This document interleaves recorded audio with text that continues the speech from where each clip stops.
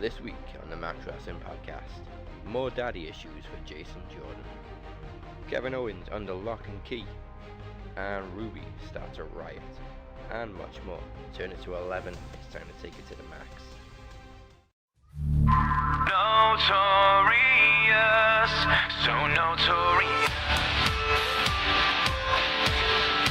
So notorious.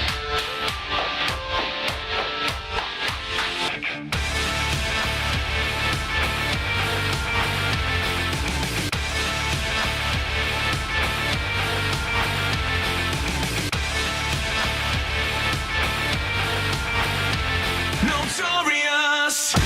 I am exactly what they say I am. I stand for everything that they can't stand. Welcome everybody to an all-new Max Wrestling Podcast. I am Dazzy Dangerously, and I am not joined by my co-host, the best heel in the business, the Butcher. He is at home with a viral condition. Hopefully we'll get him back next week. However, I'm not alone. I'm here with the current reigning, defending, undisputed Max Wrestling Knowledge champion, Mike Larkin. Oh, yes! Dingus Khan and the Tower of Giza! Really looking forward to doing this, man. Oh. Just the two of us. Yes! We can make it if we try. Just the two of us. You and I. Looking for that one, I actually came across the Will Smith version. Well, also, he also got to get Austin Powers too. Friggin' Mini-Me just putting his hands up in the air. Oh, of course. Hell yeah. In fact, I think I prefer the Dr. Evil version to the Will Smith version. Yeah, and then Dr. Evil doing Hard Knock Life and Golden Are you kidding me? This is why, as we said last week, we were talking about Austin Powers. This is why we need more Austin Powers. The Domino, motherfucker. I want Austin Pussy. Yes. I went on the Subway diet like Jarrett, but my neck looks like a vagina. I don't know how we decided to go with the Love Guru instead of Austin Powers 4. Dude, that movie Mike, sucked. what are you doing? What are you doing, Mike Myers? What are you doing? But anyway, believe it or not, this is about wrestling. Yes. And it's quite appropriate, really, that we talk about that song because Will Smith did it for his son, Dr. Evil did it for Mini-Me, and we're kicking off with daddy issues on Raw with Jason Jordan and Kurt Angle. So if I was to bottom line this, Dad, I want a title match, Dad. Well, let me fight Roman Reigns. My knee is okay. Please put me in the match. You gotta give me a rematch. You gotta. You gotta give me a rematch. I want to fight Samoa Joe. Now, if you attack Roman Reigns, is it really a heel turn? Because Braun Strowman damn near killed him and became the most popular wrestler on the roster. I think he was already a heel because, I think he's just, I'm telling you, it's a ploy with this knee thing, man. He's my knee hurts, but I'm okay. I'm going to fight anyway.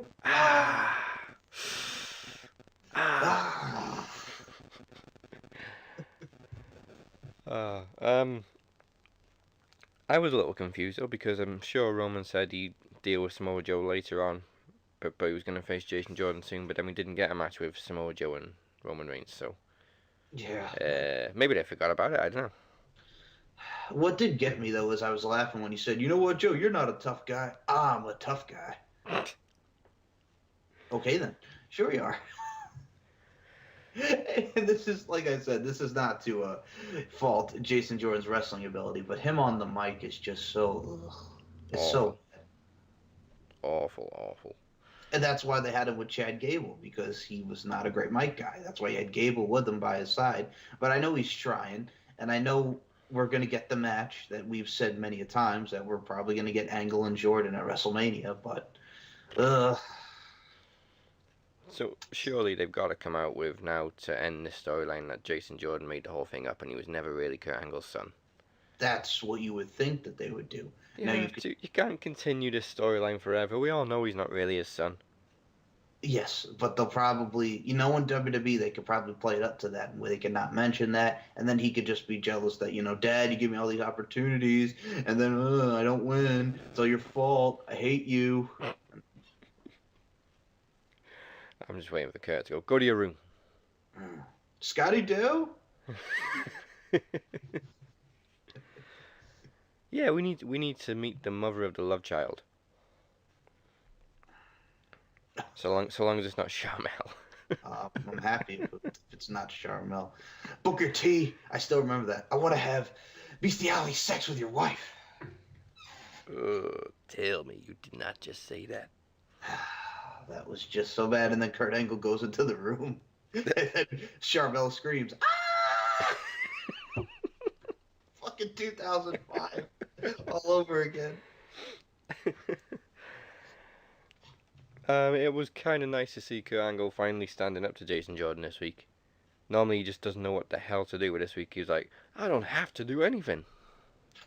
Yes, and like we were saying, and what was so funny about this, I'm watching this, and like we mentioned, the match is coming. But Kurt Angle recently did a Q&A that he would actually like to have that match and hope that they get a match out of this, which we looks like we are. I can kind of see it from Kurt's point of view. He probably wants to enhance Jason Jordan.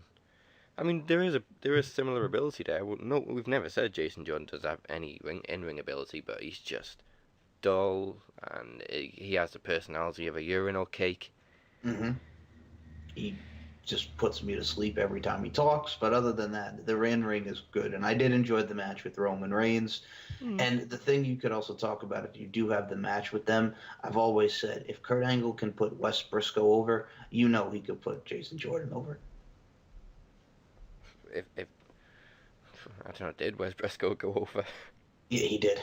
He put Wes Briscoe over in a cage match. Oh yeah, Briscoe and Bischoff were the worst two parts of Aces and Eights. I just remember back in the day, I'm like, if you put those guys as tag team champions, I'm done. I am effing done. I mean, we started off with Devon. I thought that's a pretty good reveal. I was kind of shocked by it. Mm-hmm, absolutely. And then we had Gallows. I'm like, oh, I know that guy from WWE. And Yes, and then Briscoe and Bischoff. I'm like, what the fuck is this? Oh, I was actually there for Briscoe and Bischoff because it happened in were Manchester. you really? That's awesome. Yeah. No, we also and then they had Mike Knox as Nux. I'm still annoyed they didn't go the whole way with the Menagerie with Mike Knox. I thought that had some potential. Which Crazy Steve first emerged from that. Then they had the Freak in there, like we didn't know it was Rob Terry because there's only one physique like that. But hey, we'll just call him the Freak. And then you had a Rebel who was Rebel. Yeah, I mean he had some similarities to Bray Wyatt, but ultimately the gimmick was different. Well, yeah, hell, when we go into my 60 seconds later, we might actually be seeing these people back with the newest change in regime again. Again. Yep. Talk about that later. Impact Wrestling switches owners like the Raw Women's Championship. Yes. Hot potato, hot potato. Hot potato, hot potato. Potato, potato, potato, potato. Speaking of women, we saw a little more with Absolution this week. Finally saw the in-ring return of Paige. Didn't miss a step. No, man. And I gotta say, that powerbomb was sweet. Oh, yes. Part of me kind of wishes we had more of a build-up towards Sasha Banks and Paige, but it was a great match. And Paige looked great. Yeah, obviously the main goal is Paige and Asuka, which I think is just gonna blow the roof off the joint. Yeah. That's a WrestleMania match. I don't think that's a Rumble match. I could see like a multi-woman match possibly at the Rumble with Paige and Absolution there against Bailey, Mickie James, and who's the other one? Sasha Banks. But yeah, I think they're going to save Asuka for a WrestleMania. Or if rumors are true, we get the Women's Royal Rumble match. Oh, dude, if we get the Women's Royal Rumble, you got to put some surprises in there. Maybe have Lita come in for it. Maybe Trish.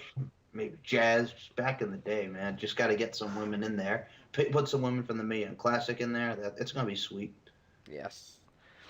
We could actually get a face-off then, too, between Absolution and the Riot Squad. True that. And another face-off that we could get if you wanted to add some NXT people in there, I'd love to see an Asuka Kairi Sane face-off in the women's battle royal. If we get a face-off between Absolution and Riot Squad, I can just picture, you know, in Scooby-Doo when he saw a reflection and they were just mirroring each other. Yes. Yeah.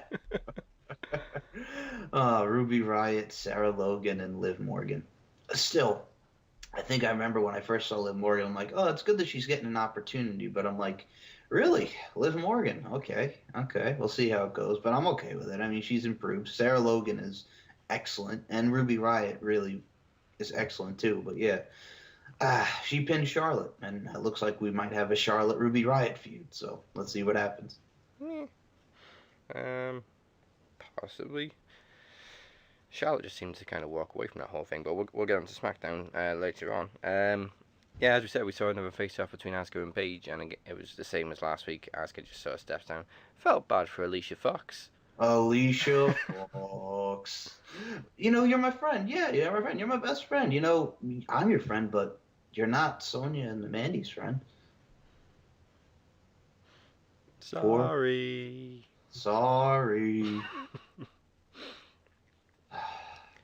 And that was a beatdown. The friggin' like kicks. Just everything involved. That the gut buster. Poor Foxy. Poor Foxy. We had more build-up between Kane and Braun. Is it next week we're getting a match? Yes, again. Yes. Hopefully with some kind of stipulation. They can't just do one-on-one again. What do they break this time? Because they went through the ring last time. What do you think happens this time? Somebody gets thrown off the stage? Can we just have a buried alive match? Please. You would hope so. I'd love to see that. Or they'll go in not the Inferno match, but the Ring of Fire. I think I just want to see Braun get buried and then just burst through the dirt going, Roar! Braun! Sort of like an Undertaker, but without sticking the hand up, just coming all the way up. Yeah, just bursting through. I'm not dead yet. But man, oh man, that's really gonna be sweet. I've really been enjoying this feud. Kane taking some time off for running for mayor. Yeah. Which, how can you run for mayor after what's been going on? But hey, whatever. I think maybe the best thing they could do with this feud would be to have Kane keep winning matches, but then Braun just keep getting straight back up, and Kane just like, how the fuck do I beat this guy? I love that. I'm curious to see what comes at the Royal Rumble between these two, because you know the match is happening. Will it be buried alive? Who knows? Ring of Fire? But it's got to be something nuts between those two. I don't care for a Ring of Fire match again. I know. If you're going to do the fire, just do an Inferno. There's no point in having a pin. But yeah, they did the Wyatt Kane thing, and because they're trying to get around the TVPG thing, we can't light people on fire anymore, so hey, we'll just have the flames surround the ring and they'll fight around the flames. But we can crush people in an ambulance and... We're not supposed... Hey, that's okay, you know what I'm saying? Because they're still going to come out of it unscathed, and it's just crushing ambulances and stuff. We're not actually lighting people on fire. Yeah, mutilation is okay. Fire is not okay. Yes. Mutilation is okay. You might die, but hey, it's okay. Now we move on to the cruiserweights. And normally I don't really speak too much about the cruiserweights because I don't pay that much attention to it. But Drew Gulak got the win this week. But not before we had a little tease with wrestling's newest odd couple. We've just got rid of Carmella and Ellsworth, and now we've got Enzo and Nia Jax. Personally, you know me. I love me some Nia Jax, man. How you doing? And then, Enzo tweeting about girls wanting him. I said to my dad I was watching this, man. It's like 90s Bertha Faye and Harvey Whippleman all over again, which I don't want to compare Nia to Bertha Faye, but she was a great wrestler, but she treating her like the way Bertha Faye actually got in WWE. That was a raw deal because she was such a great wrestler in Japan. Yeah. Oh, man. But this angle, from what they're saying, the rumor is that Nia is going to be moved to 205 Live. Yeah. So it doesn't... I mean, no offense, but doesn't that go against the 205 weight limit? Yeah, but I guess they're trying to make like her. What is she going to be like? A part of the Zoe training, like Enzo's Amore, if you will, and be like his main squeeze and protect her. Protect him, excuse me, somewhat, kinda. Well. I don't know, but we'll see where it goes. I'm trying to make something out of it, but I really Now don't let's know. see Roman Reigns throw him off the bus. Oh, how dare you interrupt my nap time? Fish. Oh boy. Trying to sleep here. God damn it, Enzo. So Drew Gulak is. See, I'm confused with the cruiserweights now because I don't pay that much attention to it. Are we now getting Drew Gulak versus Rich Swann? Yes, and the winner of that will fight Right. Enzo for the Cruiserweight Championship, which, if they were smart, they would not hold it on a Raw. They would save it for the Royal Rumble. And the reason why you have Rich Swann around this time is because last year around this time, Rich Swann was the Cruiserweight Champion before he lost it to Neville at the Royal Rumble. Yeah. So, yeah. I mean, they could just make it a triple threat. That's true. The thing that they could do is if you want to have something fun, you have Rich Swann beat him for the title, and then all of a sudden afterwards you have Hideo Itami come out and beat the crap out of Rich Swann. Because if you want to heel a challenger, you have Hideo Itami come in as a heel. He wants his respect like he wanted in NXT and have him go after Rich Swann. Don't put him in the Zo train though, because they've been teasing on Twitter that they've been trying to get him in the Zo train. I'm like, please don't have Hideo go in the Zo train. No, I want to see Hideo put Enzo to sleep. I do too. I do too, man. I'm really looking. As I said, Hideo could be the new Neville. Yeah. For 205. Because the action is so fast-paced with cruiserweights, I don't think it really works with two men because a lot of people don't care for the cruiserweights. But if you get three guys and you get fast-paced action, it's hard not to look away. That's true, but then you don't want to do the TNA part of things. Where remember, friggin' for a little while, every friggin' X Division Championship match was a triple threat match. Yeah. I mean, I can see why they tried to do that because the X Division was built on multi-man matches, but I don't know. Ever since the X Division got buried, they just couldn't really quite find that spark again.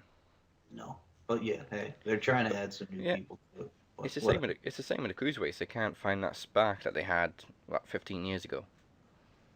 And it's unfortunate, dude. I mean, I'd love to see some like old school guys come back and do like some, help the young guys. Like Gregory Helms, I think would be a perfect fit because he can still go. Yeah. But who knows? Who knows? Who knows? We mentioned Strowman. We didn't mention Elias. Oh, who wants to walk with Elias? Friggin', he hits him with the guitar and nothing. He's running and running. Smash. Braun smash, man. And I've said before, I'm a big Elias fan. I didn't want to see Elias get his ass kicked by Braun Strowman. As soon as I heard suitable competition, I'm like, Braun! Yeah, you can't use competition and then not expect Braun Strowman to come out. I want competition. Now, I think last week we said we don't know what the hell's going on with Finn Balor. I still don't know what the hell's going on with Finn Balor. That's what I'm about to say. I'm like, you mean to tell me that he goes in there against Kane, keeps getting his ass kicked by Kane, and now this week he's having a competitive match with Bo Dallas, and he beats Bo Dallas? So now he's feuding with The Miz, who isn't there. Like, what the fuck is going on, man? Like, can we do something with Finn Balor, like, for real? Like I said, this whole Kane thing, if you want to tease it and go back to it, I mean, if you want to do a WrestleMania match, you got to do the Demon versus the Demon. Yeah. But if you want to go back to that, but what the fuck are we doing with them out? That's all I got to say is, what the fuck, man? I mean, I'm sure a Finn Balor-Miz feud would be great, but The Miz isn't there. He's filming the Marine 6. It makes no sense. Which stars Becky Lynch and Shawn Michaels? Man. And I'm still sure Naomi's in it because there's got to be a reason she was written off. That too. But yeah, they haven't said anything in Naomi. If you read some of the sites there, she's really hurt, man. And she's just not doing so well. It's called kayfabe, man. Ugh. But yeah, probably Naomi will be in the movie again. Feeling the glow. Now, so I'm guessing next week now we're going to get Balor and Curtis Axel. And then the next week we're going to get Balor versus Axel and Bo. And then the next week Miz will come back. Make it stop. I'm not saying it's going to be bad, but it's just like, come on. See, I'm okay with a feud as long as they commit to it and we don't get Balor against someone else next week who isn't related to this feud whatsoever. It's like they're giving him a new feud every week. I just, yeah. It frustrates me, man. It frustrates me. Actually, I'm going to save the map bit for last because something else frustrates me this week, and it really frustrates me this week because I've picked up on it for a couple of weeks, but it was more noticeable this week. Where the hell is the Shield music? I know Roman's kind of got it, but I mean Rollins and Ambrose come out separately. Why are they not coming down to the Shield music through the crowd? I don't get that either because everybody had to scream, burn it down. Oh yeah, I love that, but we're in the middle of a Shield reunion, but they're hardly using the Shield gimmick, so it doesn't make any sense. Hey, but hey guys, I got the job done tonight. You guys got to win the tag team championships because you know why? So the Shield could have all the gold again, man. And Ambrose, well, the title match is tonight. I'm just kidding. Let's go out there and kick some ass. I did like the setup because you could possibly see we got a pay-per-view match coming. It's gonna probably be the Shield again against us, Cesaro, Sheamus, and Joe. Which is cool. I'm cool with that. I'm cool with that too, man. And I did really enjoy the match this week. I thought they killed it again. Yeah, I like this kind of badass Joe just interfering with everyone's matches, just picking a fight with everyone. As I said, my favorite this week was Joe. You want me? You want me? Fine, you can get me. Freaking attacking Jace Jordan. He's like, what's up, Kurt? You want a piece too, Kurt? And I'm like, oh, there's some history there. Like father, like son. Like father, like son, Kurt. That got a massive oh from the crowd. Oh. Joe was pretty rough with Jason. I mean, I'm surprised he didn't put him through the wall. It's like, jeez, man. It genuinely looked like he knocked him out. Fuck you, JJ. Dynamite. Good old Joe. Okay, so for the main part of Raw, which I think was the only part everyone was looking forward to, and they killed it, was Bray Wyatt and Matt Hardy. I friggin' love that segment.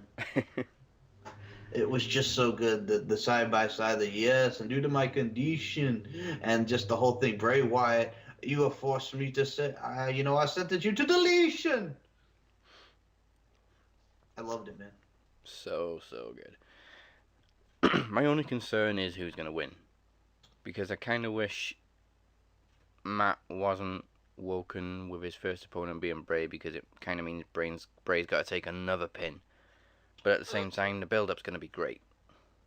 This could go on for months. This could be the WrestleMania match. I don't think it should just stop at the Royal Rumble, man. You got to have it come back for Mania because you got to get the elements in there. We're obviously going to probably get Senor Benjamin back.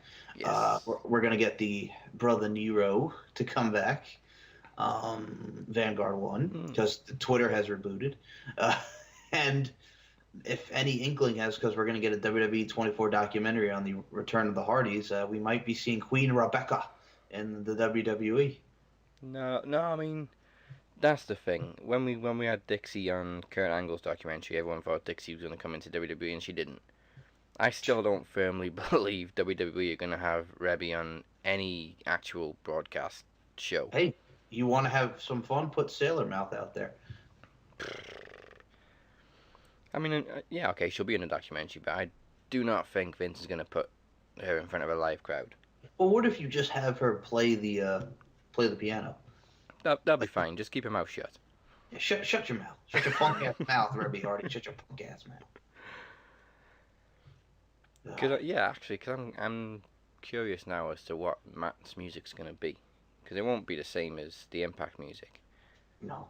And if you just have him come out to well, it makes no sense. And knowing CFO Dollar, they're going to want to do their version because they just hate anybody else's music being used. They want to do all the music. Fuck Jim Johnston, according to CFO Dollar.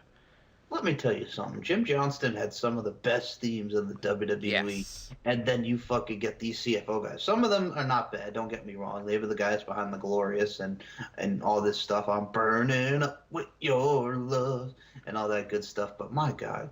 And the last thing that friggin' Jim Johnston did was that, who do you think you are, for Baron Corbin. So. See, that's the thing. I like CFO Dollar. I don't know if I'm pronouncing it right. Do you actually pronounce the dollar? I like them. CFO money. CFO Money. I like them, but they're just incredibly selfish to not want any other music producer or composer involved in WWE. They want to do everything. They want to revamp all the songs. They want to do their own versions of everything. Here's what it is. That God damn it. I mean, we've had Jim Johnston for years, but he's so old. We need somebody new. CFO dollars, or whatever you call yourselves. Do the music from now on. You want to sing Glorious? God damn it, do it. Jim Johnson has done legendary songs for Stone Cold, Rock, Taker, Triple H. Yep. Ultimate Warrior. Yes, Hogan. No, did he do Hogan? No, that was... No, he didn't do Hogan. That was not Hogan. Jake the Snake Roberts. Yes. Vader. Friggin' done so many, and you all of a sudden want to get the youngins in, man. I remember the Originals album when he did skits with Stone Cold, trying to get him to sing, and Stone Cold, I want to drink a beer, you drink a beer. Oh, and at the end, he just knocks him out. Yes, I have that. That's from the WWE Originals. That's the one that had Trish singing on it, Lita, Stacy Keibler, the Dudleys with "We Had Enough of the What You Coulda, the What You Should Have Done." And that was the one that had Chris Jericho's "Don't You Wish You Were Me," and that was the one that had "I Don't Suck, I Don't Suck." If people don't own this album, look it up. It's actually a pretty damn good album. It really is. Lita and Trish were very good singers. Yes, well, Lita was also had her own punk rock band, the Lucha Boys. And of course, we knew Lillian could sing. She was great. Exactly. Kurt Angle's song is just so much fun. And actually, it was on Ride Along with Sasha and Bailey. It's true. So I'm looking at what other songs that CFO Money has done. Well, they've done Jack Swagger's, Seth Rollins, Dean Ambrose, Sheamus, and They Don't Want None. They Don't Want None. AJ Styles. They did the Shinsuke Nakamura one that we have now, and Glorious for Bobby Roode. Which, could you imagine if Glorious, because that was originally supposed to be for Shinsuke Nakamura, could you imagine if that was Nakamura's theme? I think he could have made it work, but the violins are just so good. Oh, here's another one that they did that you'll actually cringe over, because you know what other theme that they did for a certain wrestling diva, if you will? Tamina. Besides that. Did they do the Bellas? Primo! Yeah, Primo! See, they've done some good songs, but they've done some freaking stinkers, mostly for women. Because I hate, whose is it that I hate? No, I can't think now whose music I hate that they've just done recently. Lana's? No. FABLOUS. Oh, that's gonna bug me.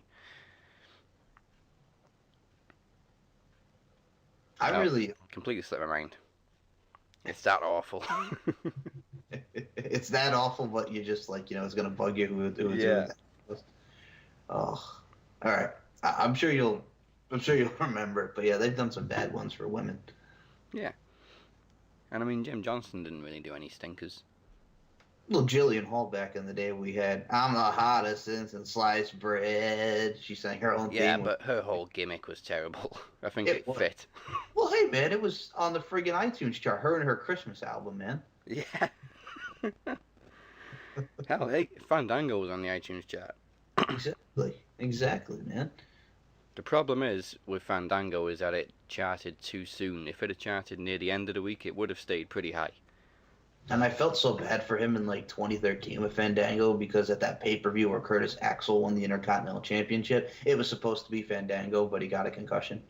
Yeah. Hell, Jericho put him over. Yes, exactly. So what does that tell you if Jericho's putting him over? Well, that's pretty much all of Raw covered. We'll get into SmackDown and NXT in the next part of the show, but again, I'm going to give you a little bit of fun. So during the break, without Googling, who do you guys think has held the most championships in the WWE between Dean Ambrose and Al Snow? It's a nice left field one. We'll see you right after this. I am exactly what they say I am. I stand. And then the funny thing is, it's like everyone stood in front of the mirror, and he's actually stood in front of the mirror, and not one of them's gone, hang on, he hasn't got a fucking reflection, she's right. The fuck? You're one of them, aren't you? You know? But yeah, it's just, and it's that case of a freaking old Fritzy boy, he says something to Fritz, doesn't he? Fritz puts like freaking 4 rounds into him with a Luger. Yeah. And then he just breaks Fritz's neck. And like, still everyone's like, just play it, man. Yeah. I think he shoots him and he just goes, idiot. Idiot. Yeah. Just breaks his freaking neck. And then, Go it's to all hell, like, Mano. yeah, go to hell, Mano. Follow us on Facebook and Twitter at DB Hidden Gems. The world is ours.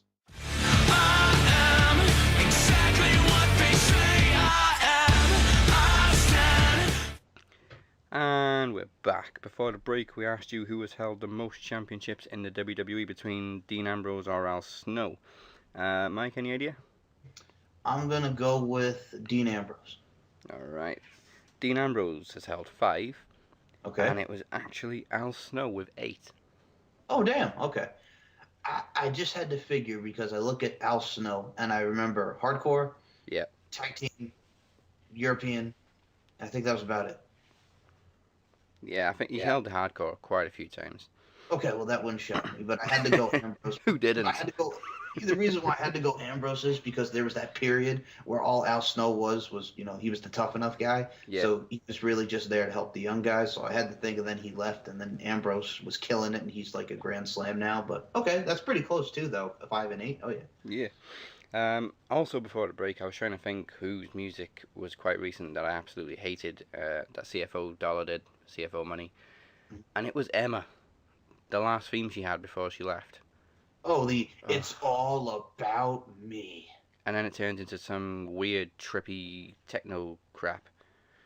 Yeah. Poor. Yeah. Oh, by the way, first gimmick, man. First booking for her, and yes, that theme was terrible. Her against Angelina Love for WrestleBro.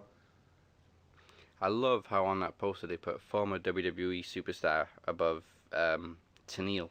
Is it Tennille, really in the name? But they didn't put anything above Angelina Love because they don't want to mention Impact.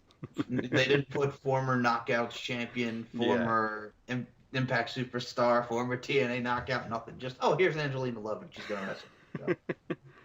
Former Mrs. Richards, nothing. Former member of the Beautiful People. Former associate of Cute Kip, no. Former OVW superstar.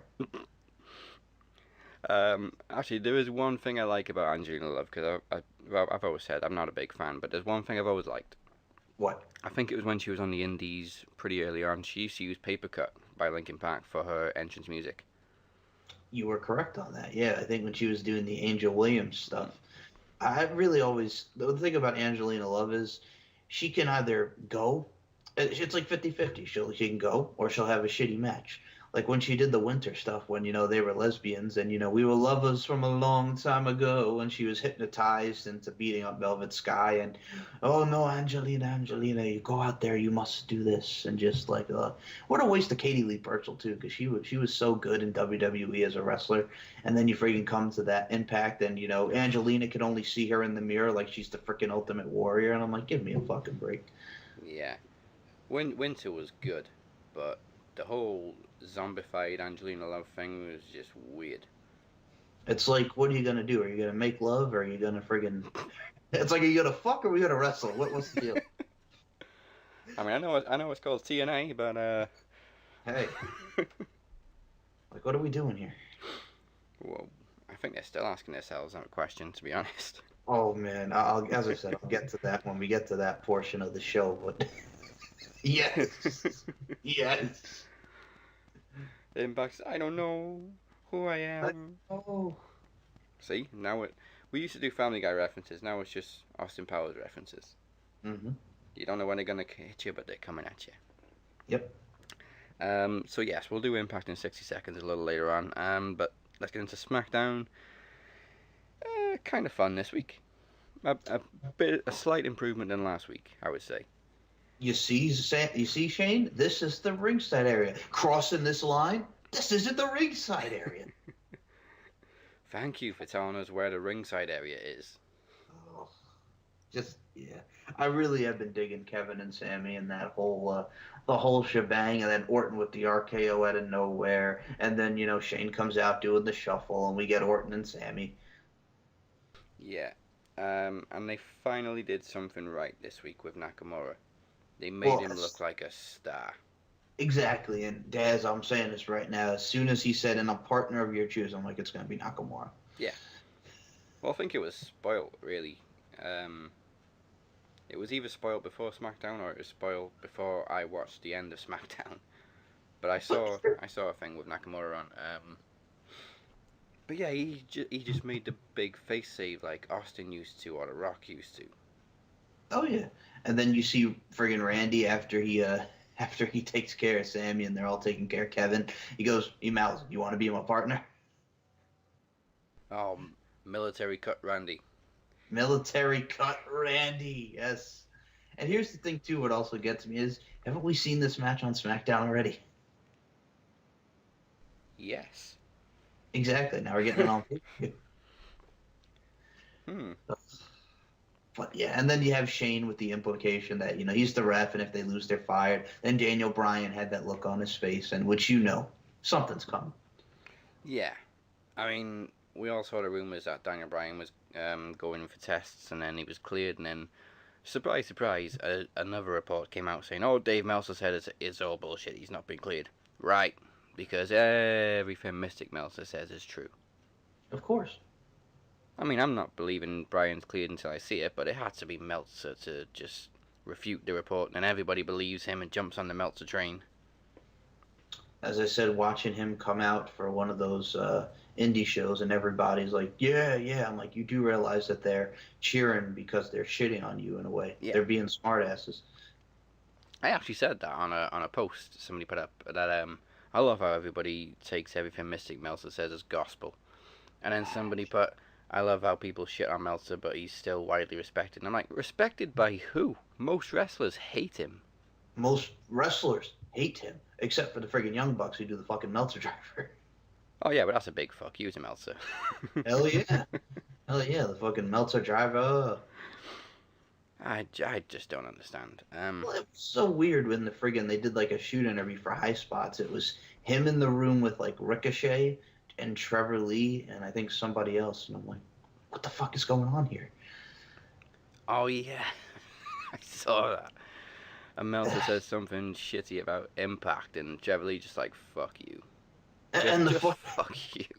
The best part is, it was fucking Dan Barry. And Dan Barry's cool. He's an indie wrestler. He's friends with Mick Foley. He was on Holy Foley, like training Noel, right? So Dan Barry opens up the interview by going, "So Dave, who the fuck do you think you are?"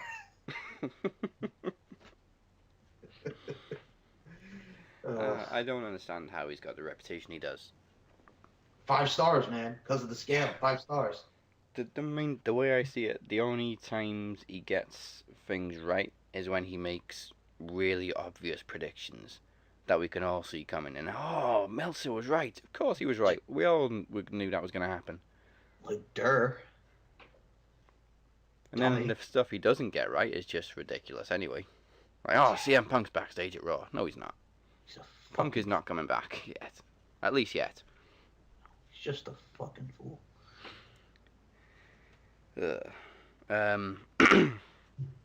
I can't. I'm still getting annoyed when Randy wins matches. Yeah, I mean, I'll be honest. Yeah, he wins when there's no logic. There was no sense in him winning the match because Owens and Zayn could have. Well, Zayn could have won, and then they could have beat him down, and then Nakamura come out. I think the thing for me is it's not cool anymore. Because don't get me wrong, I like Randy Orton, but it's just he annoys me every time he comes out. I'm just like, oh, here we go again. Yeah, I mean, Randy, go on. It's the same thing over and over again. It's just I'm kind of getting tired of Randall K. And I don't want to get tired of Randall K because I love the RKO, but I'm tired of Randall K. He's kind of done Cena in reverse because Orton. I used to respect Orton because he used to put people over, Mm-hmm. and now he's just beating everybody. I think what pissed me off this year was so you have a chance to make Bray Wyatt. He could have beat Yes. Randy Orton at WrestleMania, but no. Amongst the worms and the shit on and the crap on in the ring there, the visual, he still gets the RKO when he wins the title. Yeah.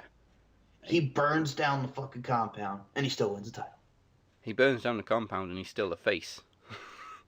And fucking, but Bray Wyatt gets his revenge in the fucking House of Horrors. Which was terrible. And wasn't even for the championship, which it was originally. Fucking makes me sick. I mean, the match at WrestleMania wasn't good anyway, but the visuals were cool. And I think Yes. Bray winning would have saved it. Yeah, but then you had the House of Horrors, which was just the fucking fridge, man. The fridge. I really, really hope they do something better with Matt and Bray. It won't be a House of Horrors. I can see something from the compound, which will probably be better. Absolutely will be better. And if they do it, please don't do another House of Horrors match again. Just don't. Don't do it. If we're going to do something in the compound, let Matt have creative control over it, because the final deletion was just over as fuck. Yeah, and I think you should give Matt creative control, or have just a lot of, if not a lot to say, just have him do his own spin with this, because they can make something out of this, and I think it's going to be something. Yeah. Back to SmackDown. I know Butcher isn't here, but he said during the week he doesn't dig Aiden English and Rusev, but I was really happy to see them win this week. I said that to Butch as well. He's like, I do not want to see them win the tag titles, and I'm like, Butch, if you want to do something with them, because they're chanting Rusev Day, they're loving it, you have them win the tag titles at the pay-per-view. Yeah, Rusev Day is over. Mm-hmm. That t-shirt's going to sell so many. Yeah, and you give something for Rusev to do. I mean, I know Butch and I, we were going back and forth that we wants to see him a world champion, which I think Rusev deserves to down the line. But him and Aiden as the tag champs could be fun. If they don't do that, I could see Gable and Benjamin because they're going towards the heel route, but we shall see. Yeah. Isn't it funny how Gable and Jordan are both on the verge of turning full heel? I know. It's very, very funny. But yes, Rusev definitely has the potential for a world title run. It's just a shame he's fallen so far down the ranks. But I am entertained by this stuff with Aiden English. But damn it, man, he cut his hair, so how dare you? Yeah. The other thing that really annoys me, they're showing clips of Lana on Total Divas using her real accent, and then in the next segment she's got a Russian accent again. You're playing with your own audience. Exactly, absolutely. But can I tell you, that segment pissed me off? Go. Okay, so you have fucking the Riot Squad coming in, and you could have set up like a 6-woman tag or something for the pay-per-view to feature the Riot Squad, since they just came in. They're about to rip ass like Absolution are doing on Raw. And what does friggin' Daniel Bryan do? Oh, you girls are fighting and this and that. You girls are all lumberjacks for Charlotte and Natalia. And I'm like, what the fuck? And now it's a fucking lumberjack match? Are you shitting me right now? We're in the space of like 3-4 weeks, we're getting 3 lumberjack matches on SmackDown, or in a SmackDown match. Excuse me, Lumberjill. Lumberjill. Yes, but please, why? Why does it have to be a Lumberjill match? We couldn't just like make a 6-woman tag and have the Riot Squad go over to show some dominance. Like, really? Are you friggin' kidding me right now? I have Lana take the pin because, of course, Lana has to take the pin because she sucks. See, that's the thing. I don't think Lana sucks. Okay, she's a great character. I think she tries hard, but it's just, yeah, there's something when she gets in the ring, man. She's not Eva Marie bad, but she... No, that's the thing. Eva Marie was god-awful, but and she Lana... fucking killed Carmella. Lana was passable. When she first started wrestling on TV against Charlotte and stuff, I thought it was pretty decent. It wasn't great, but it was okay. Like I said, she man, held her own. She tries, man. She really does. And like I said, I shouldn't use that I hate Lana. It's just there's something about, you know what it is too? Because I've seen the Total Divas where she was friggin' ripping on Rusev for buying the car and the circus wedding. And I'm like, are we really having a circus wedding with a fucking elephant? Are you fucking serious? How dare you, Rusev, buy that nice car? Which, yeah, I'm like, why are you shitting on him for buying a car? The man wants to have a car. Leave him alone. Rusev is just so much fun. He really is. And this is why he deserves so much more. Yes. But when they rip on Lana, even the girls on the roster rip on Lana backstage and stuff, I just keep thinking, did they give Eva Marie this much shit? Because she was so much worse than Lana. I think Eva Marie got it worse, obviously, because Unlike Lana, unlike Eva Marie, I think she actually is very dedicated and wants to, apply her craft and get better at it. Mm. Eva Marie's just like, yeah, I'll do this for the money. Here, look at me, I'm in here. Oh, look, I'm gonna get an opportunity here. Cool. My husband's my manager. My husband will call and make things worse for me because I got suspended. I can't take the suspension like a normal person, but no, my husband will call and make it absolutely fucking worse. And that was pretty much her downfall. Well, no, Eva got it from Paige. Oh God. Oh, Cameron got it from Paige too. Oh. Oh. And then friggin' Paige and Alberto, and that was their downfall too. And then look at how El Patron is doing right now. So. Yeah, he's doing so much worse than Paige. Oh. Friggin' doing the teleconference for Epic. Oh, things are to get better. Yeah, see, orale. I'm so happy, see, to be an Impact. Everything's going to go so well. Me and Johnny Mundo. And I'm like, okay. Isn't Alberto advertising some really, really small indie show with Kenny Omega? Yes. Really? I mean, this is like Jeff Jarrett advertising GFW with the Bullet Club. I just don't understand. I really don't. And don't get me wrong, the matches have been good, but the thing is, there's rumor that he might even be leaving sometime next year. So I'm like, you get him and then he goes. He says, adios. Adios, amigos. And this is why I said right from the beginning of the relationship with Paige, Del Rio's just poison. Okay. You're going to make me do it. I got Do to it. do it. I got the urge. Alberto's poison. If I were you, I'd take the poison. It's the opposite of that Gorilla's poison. Alberto's poison. Oh, fucking Alberto. Fuck the WWE. Fuck the Usos. I beat you up, Perils. Who thought it was a good idea to make him the poster boy of your company? Ed the Owl. The Owl? Ed the Owl. Ed. Okay, the man friggin' spoils his debut. Oh, look who's here in the Impact Zone tonight. I was like, why to fucking spoil the debut? I mean, it's not like Paige spoiling her return on Instagram. Well, But the that's thing is, true. we all knew she was backstage anyway because it leaked, Yes. which wasn't her fault. Absolutely not, man. Ugh, but at least she's back now. Oh, more heel turns. There's heel turns everywhere. We had Mojo cutting a little promo this week, calling out Gonk. Hey, Daz, I got something to tell you, man. Yeah. Yo, I got my boy Sir Gronk even coming at me for saying what I did to Zach. Anybody in the roster come at me, man. You know what I'm saying? I won the Andre the Giant Memorial Battle Royal, and then Zach brought me down. Mojo Rawley. If we get Mojo versus Gonk at Mania, I'm done. Gronk, yeah. I'm walking out the room. I was trying not to laugh, but because you called him Gonk instead of Gronk. I'm calling him Gonk because it's just Gonk. Gonk. Well, no, because the rumor was that they were going to get them at Clash of Champions, but I think obviously we're going to get Mojo and Zach. Like I said, that should be the kickoff match. You know why I'm calling him Gonk? Why? Because it's Gonk the Clown versus Mojo the Clown. I like that. I like that a lot. But yeah, no, Mojo and Zach. Mojo's just going to beat up Zack Ryder. Can you just put Hawkins and Ryder back together, please? Please, we need something for Hawkins as well, let alone Ryder. Exactly. Can we just put those two back together?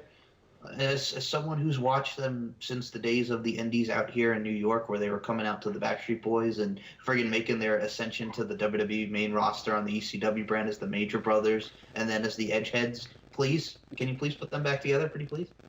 Hawkins must have the most regrettable return ever. I'm sure the money's nice, but he can't be happy. Hey, this is the same man who was the TNA tag champ for a week with Trevor Lee. Well, yeah, I mean, at least he was passably relevant in the GFW invasion. That is true. That is true. He's just come back and done absolutely. They're promoting a losing streak with Kurt Hawkins. On friggin' main event, and he keeps losing and losing and losing and losing. Well, that it's going to be something once they get whoever they have him beat. It's like when Heath Slater beat Seth Rollins with the help of Dean Ambrose.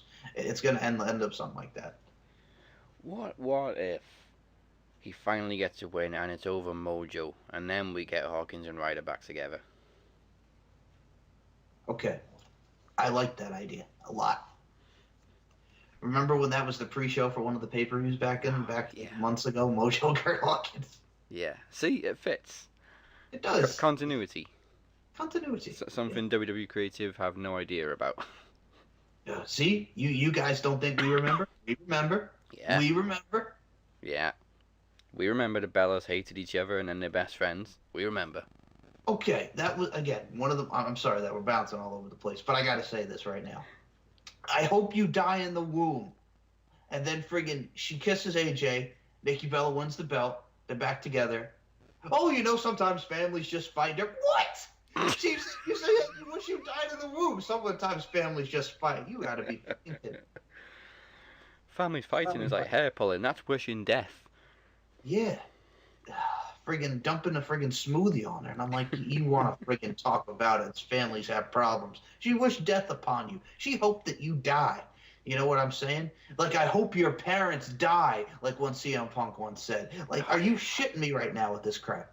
This is why we keep coming back to this angle, because it's a clear freaking evidence of WWE's lack of continuity. Like someone called the fuckery department. This is bullshit.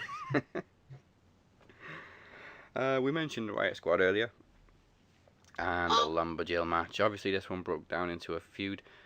What was I saying earlier? That they just broke into this riot, no pun intended, and Charlotte just sort of walks away holding the championship up, like this has nothing to do with me. I think what really got me was Sarah Logan's promo talking about y'all looking like a couple scared. I don't even know where she was going with that, but it had something to do with the farm, and I was cracking up. And then Tamina just nails her right in the jaw. I just gotta say, Sarah, we get it. You hunt, okay. And we get it. You're a redneck from Kentucky. I'm all hunt. I got me some meat. Yes, we know. We get it. Okay, just wrestle. Just wrestle. We get it. You're from the country. I understand. Just kill somebody because we know you can. And Liv Morgan, please don't use the mic. Just the mic is not her strong point. I'm glad that she's not with Enzo anymore because I think from what rumors are saying she's with Tyler Bate now, which I think is an upgrade. Yeah. Liv Morgan speaking just reminds me of early Alexa Bliss when she had that kind of fairy gimmick. Oh, the sparkle splash and, Yeah. the theater and all that. Yeah. But Alexa improved, so who knows? Maybe Liv can get better. Well, the only problem with me is, she's from the toxic wasteland, which is known as New Jersey. So yes. And then you got Ruby Riott, who I got no problem with Ruby Riott. I've seen her indie stuff, and she was great in NXT, and now she's great here. Yeah, So, Ruby Riott's very good all round. Which I'm sure we're going to talk about NXT, because that was like her and Sonya's farewell this week. Yes, we're getting on to NXT. There's a lot of good stuff in NXT this week. Yep. Very quick match from the Bludgeon Brothers, beating a couple of jobbers. Oh my God, that poor kid. Those poor kids. The kid takes the lariat on the outside, splat. He takes the double choke slam, splat in the ring. And I'm like, all these poor kids. But it was a nice way to show the Bludgeon Brothers, and so they killed the Hype Bros 2 weeks in a row. They beat the J Brones. Breezango and the Ascension are probably next. Well, I hope so, because I hope we don't fall into this lame, overdone thing of beating jobbers to look strong. We've seen it with so many people.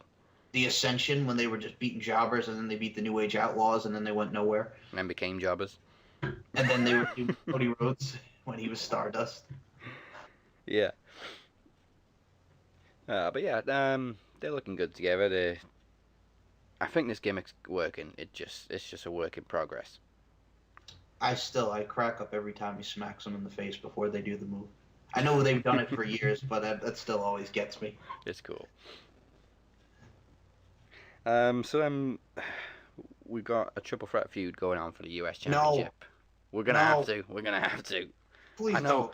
I saw you and Butcher had a lot to say about this on the message thread about Ziggler. No. No. Mr. Irrelevance. I don't care anymore. I don't care anymore.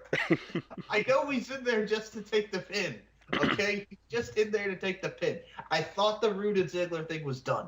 Oh my god! And then he's gonna be teasing again. Well, I'm gonna be leaving and derp derp derp. Motherfucker, you're gonna stay and you're just gonna do the job. Or if you do go to New Japan, go to Ring of Honor. Just God, I'm enough already. And Dolph Ziggler hasn't meant anything since a year ago when he won the Intercontinental Championship. I don't care anymore. He's wearing the freaking army, freaking camouflage hat like he's fucking Shawn Michaels getting ready to hunt. And then you see Bobby Roode and Baron Corbin going at it. I would have just loved to see him one-on-one, but no, we got to add Dolph to that because, I'm a former United States champion. I'm a former Intercontinental champion. I'm a world champion. That's why I'm the match. I'm the best. Money in the bank. I actually, cashed in and won. Baron. Hate it. I just looked at the thread and it was just Butcher, fuck Ziggler. And then you, oh dude, I'm done with him. I'm just done. I don't care anymore. I don't care about Dolph Ziggler anymore. Hopefully we get a little more out of Bobby Roode though, because he still hasn't done very much since coming to SmackDown. Absolutely. And this is not, again, back to Ziggler, it's not a knock on him and his wrestling ability. It's just, how many times are we going to put him out there just to lose and just to be, irrelevant? Just stop it. Stop it already. And is he going to come out to, now, when he laid them both out after Bobby and Baron had the match with the zigzag, and then you have the Here to Show the World, are they actually going to just have him play the whole song now, or are we going to have that little cut and just have him come out in the friggin' black again like he's been doing? Well, you better keep playing the music because he's going to come out to no reaction. Just nobody cares anymore. But like we said, Baron Corbin's coming into his own, so I think he can... I do like Baron a lot. And you know what else I got to say about Baron? Yeah. Who do you think you are? Yes, I think he can carry the feud with Bobby Roode. So hopefully Ziggler's there just to take the pin and then we carry on with just Roode and Corbin. That would be very nice. That would be sensible. Like I said, if whoever feuds with Dolph Ziggler next, God help you. Because again, you're going to be we're going to have you wrestle in a feud. You're going to fight Ziggler. Welcome to the main roster. Who's my first match against? Ziggler. Dolph Ziggler. Nakamura, welcome to the main roster. Who's my first opponent? Dolph Ziggler. Fucking hell. I go back to NXT. It's so bad. He's so good, but it just, like I said, it just gives me the friggin' willies to the fact that they have to feud with him. I'm just like, no. He's like I said last week, he's the kid from X-Men 3 Last Stand. If you get too close to him, you're just gonna fail. You're gonna lose your abilities. Yes. Oh, and we mentioned the women before. I'm probably gonna put this up in the group later. But do you know what we just celebrated, by the way? What did we just celebrate? The 13-year anniversary of Lita versus Trish in the main event on Raw for the Women's Championship. The walking kiss of death that was Lita with the friggin' suicide dive that she almost killed herself on. Oh yes. Yeah, I remember that match so well. I always think it was earlier than it was though. Because it was towards the end of both their careers, wasn't it? It was 2004. Yeah, late 2004. Then Lita got injured the next month, the New Year's Revolution. And then you had friggin' Trish, doing her thing. And I remember she was going against Christy Hemme at WrestleMania because this was the start of when we had the period of the Playboy cover girls getting the shot at WrestleMania for the Women's Championship. And then Lita came back and did that. And then, they had the retirement match in 06, but that was another thing, man. If you look at, the women that we had, because Candice Michelle just retired, and she's another Playboy cover girl, so because she had a match with Victoria. So you did that with Christy Hemme. Then the next year you had Tori and Candice in a Playboy pillow fight. Then you had Melina versus Ashley Massaro. And then you did the thing with Snoop Dogg at WrestleMania 24, Maria. And then it just stopped after that. But, yeah, I remember those. And I just remember Melina versus Ashley Massaro was absolutely terrible. Let's not forget Christy versus Carmella de Caesar, who was Playboy Playmate. Well, that was Taboo Tuesday, and I try to forget that because, number one, Carmella was a cunt. Number two, Carmella is a cunt. Number three, Carmella is a cunt. Yeah, but it was a nice visual. I know it was a nice visual, but she was such a cunt. The C word is back. I love it. horrible. I love Christy Hemme, but I hated that girl. And I remember when I was a kid, in a way I detested Christy Hemme because I'm like, nobody's that happy. She was too spunky, and I thought she was hot, but I'm like, she's so spunky. And then Yeah. she got to the main roster, and I'm like, then she was riding the bike, the motorcycle, and I'm like, okay, I can dig this. And then she's hanging out with Animal and Heidenreich against Eminem, and then she was gone. And then she was doing the rock and rave infection, which I was down with that too because she looked so hot as a punk rocker. But then you had friggin' Lance Hoyt, poor Lance Hoyt, doing the air guitar with Jimmy Rave. I love them coming out with Guitar Hero guitars. That was so fun. It was funny, but I'm just watching Lance Hoyt. The visual of Lance Hoyt was funny because then, like, not too long before that, you had him dancing and doing the friggin' like Running Man and shit with R-Truth with Ron Killings at the time. I remember Christy essentially won by rubbing her ass in a cake. Ah, yes. Do you remember what her finishing move was, by the way? No. The fire crotch guillotine leg drop because she had the red hair, fire crotch. Of course. And the one thing that, I mean, I was very happy to see her get her shot at the Knockouts Championship, but we knew there was no way in hell that she was beating Awesome Kong. No. But like I said, it was great. I think she's very lucky Kong didn't genuinely break her back because that was a nasty injury. I know, man, I know. But still, like I said, I'm very happy with her. She's having like 4 or 5 kids now all at once. So yeah. Fuck. Good for Christy Hemme, man. And as I said, the only one thing that also ever got me with her in Impact when like they had Tara turn heel Victoria and she was getting in Christy Hemme's face like, Christy, we've known each other for so long. You don't want this right now. Or she was like threatening to kick her ass, right? I'm like, Vengeance 2005 called. They wrestled each other. I've seen this match before on pay-per-view, so don't act like you guys have like never touched each other before. This was also the same one where Victoria like knocked a glass over Christy Hemme's face, and friggin' Todd Grisham, somebody call 911. Oh, the good times, man. Because Victoria was tired of the bikini girls, and then she just laid out friggin' Christy with the Widow's Peak, which was sick. Yes. Oh, good times, man. Good times. Good times. I still want to see Victoria back in WWE for one last run. What the fuck? She's like banned or some shit. What the hell was that? Yeah, I from? remember when she went to SmackDown, they wouldn't let her in. What is that horse shit? You know what they better let her into? Put her in the Hall of Fame. Yeah. Put fucking Jazz in the Hall of Fame. I don't know whoever's going in the Hall of Fame this year, but please, got to be a good one. We have Beth Phoenix this year. That was good. Let's see who goes in this year. Yeah, you know what? I can't really think of anybody who deserves it more at the moment than Victoria. Or maybe Candice Michelle. Molly Holly. Yeah. Ivory's not in. Okay, Ivory. That's another one. Actually, yeah, okay, there's quite a long list of women that could There's go a in. long list of women that could go in. Well, you know who's eligible, what women's eligible for the Celebrity Hall of Fame because of her one match at WrestleMania? Oh, not friggin' Snooki. Yes! Yes! Oh, God. If James Dunn... Again, I'm sorry. It's bad enough we've got Donald Trump in the Hall of Fame. And Drew Oh. Carey. Don't get me started. I'd rather have Drew Carey in there than Donald Trump. Drew Carey was entertaining. Trying to pay Kane not to beat him up.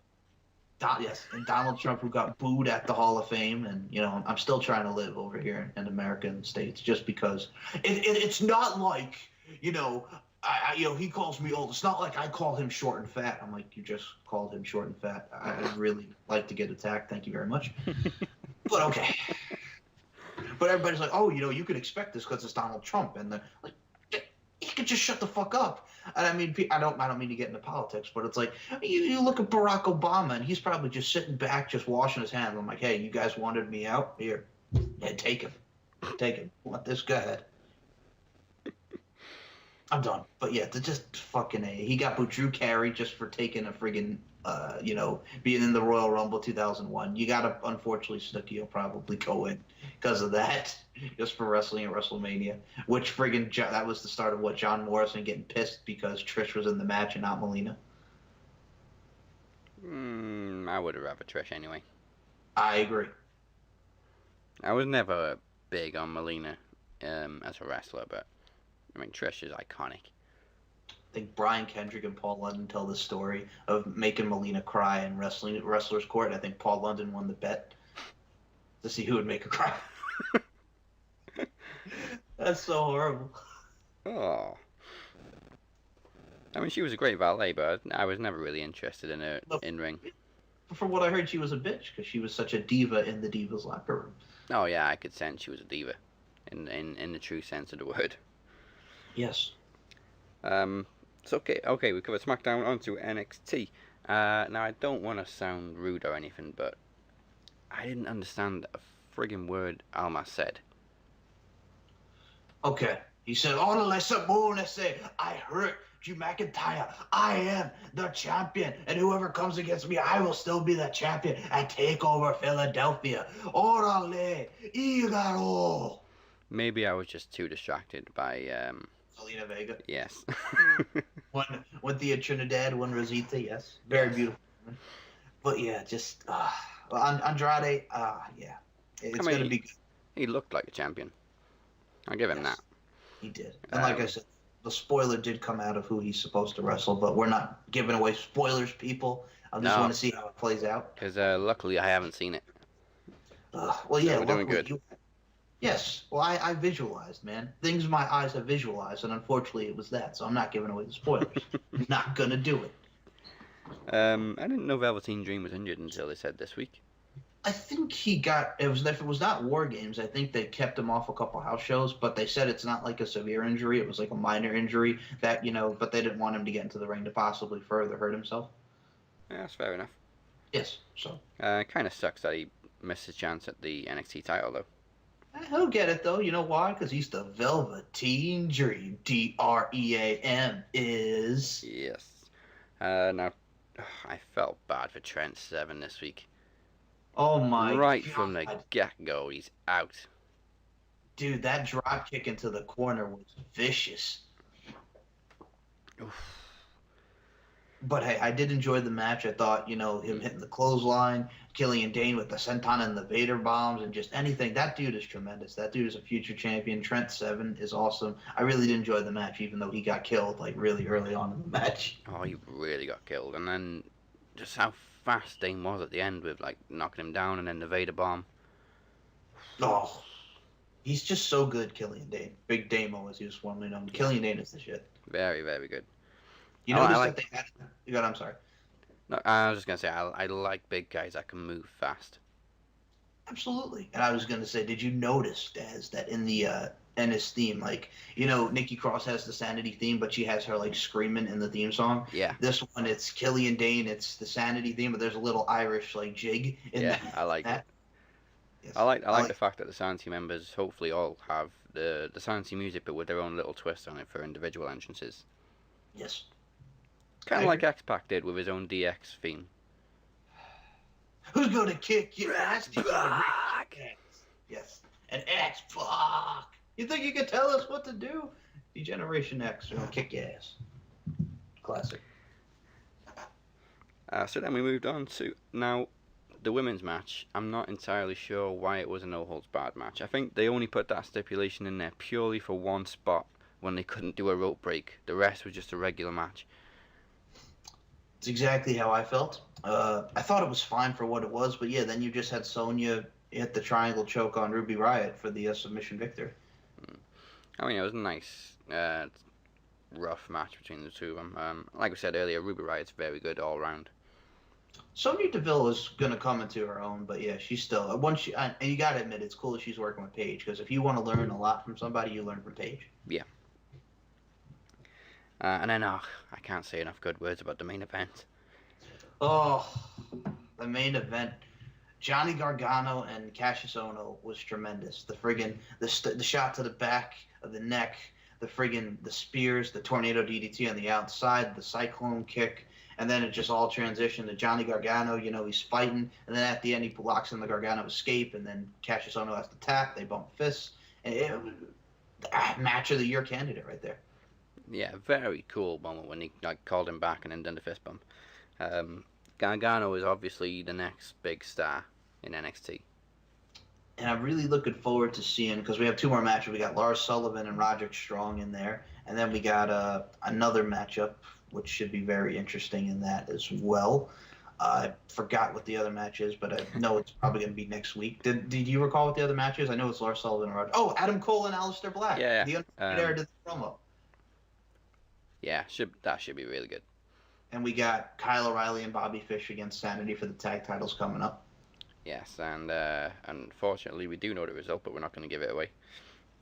But I was gonna say, how could I forget Adam Cole and Aleister Black? That's gonna be a good match. It just slipped my mind because there was so much stuff like promo wise happened. You had that. Yeah. You had Lars Sullivan with the press. You had Ember Moon with the press, and now we're gonna get Ember Moon and Peyton Royce next week. I don't like that segment. I mean, it's it's a press segment backstage, but it's just like 5 guys with an iPhone. Well, here's the thing, man. What really cracked me up about it, it's kind of like they were arguing in a way. Who? I'll fight her first. No, I'll fight her. Actually, Billy, would it be all right since War Games? Okay, but save me the rest. Okay, bestie, I'll take it. Yeah, no you, iconic. Yeah, I mean, with WWE's budget, I think they could do something more effective than 5 guys standing in front of the camera with an iPhone. One's got a voice recorder, and everyone's filming it like a video. If they were real press, they'd have like tape recorders, microphones, Yeah, true that, man. The only other thing I could say about that is, so they run the promo of Soon with the Spades for the OOs. Yeah. I gotta think it's the Queen of Spades herself, Shayna Baszler. Or one other thing that crossed my mind, if it's a male, I think it's gonna be Chad Lale, the former Gunner from Impact Wrestling. Rockstar Spade. Stop it. No. I saw people saying it was Rockstar Spud. No, it is not Rockstar Spud. Give me a break. Spade. No. Rockstar Spade. Rockstar Spade. It works. No, please. Why? You're going to give me an idea. Or if we're thinking Ace of Spades, Johnny Ace is making a comeback. just stop it. It was so cool, man. I like it. No, honestly though, there's quite a few possibilities, but to me it does look like a male though. Yeah, so that's why I said Chad Lale Gunner, because Gunner's been doing a lot of NXT house shows. I'm quite intrigued to see where the Spades fit in.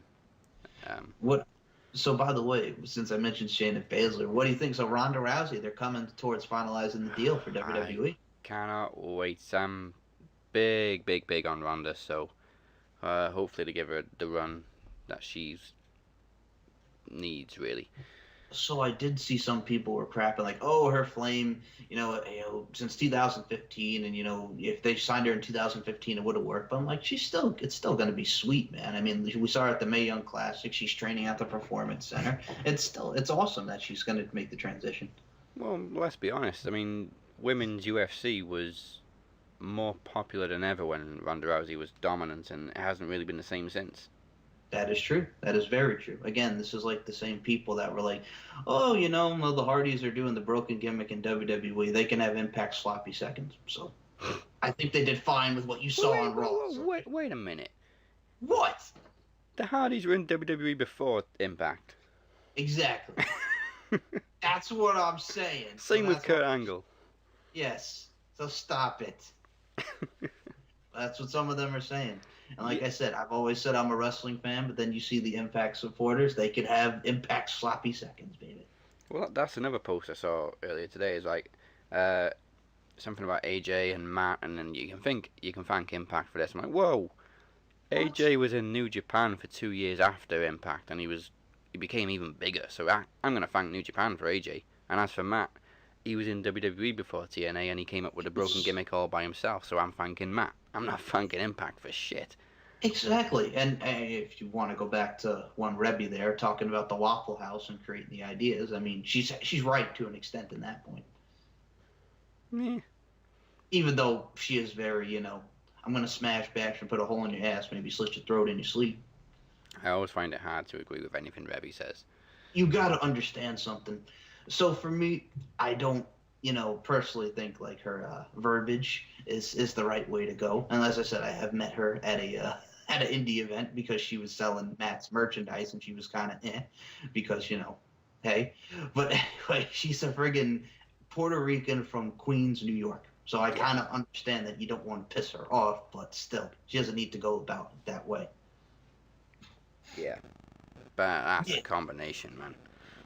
That is a combination. So, and I always thought it was funny because you got Matt Hardy, who's from Cameron, North Kakalaki. Yeah. married to a Puerto Rican from Queens, New York. Yeah. Yes. No wonder he's broken. Oh. But it's so funny because then you see Jeff's relationship with Beth, and it's just so not that. Yeah, they're very, very different relationships. Yes, it really is.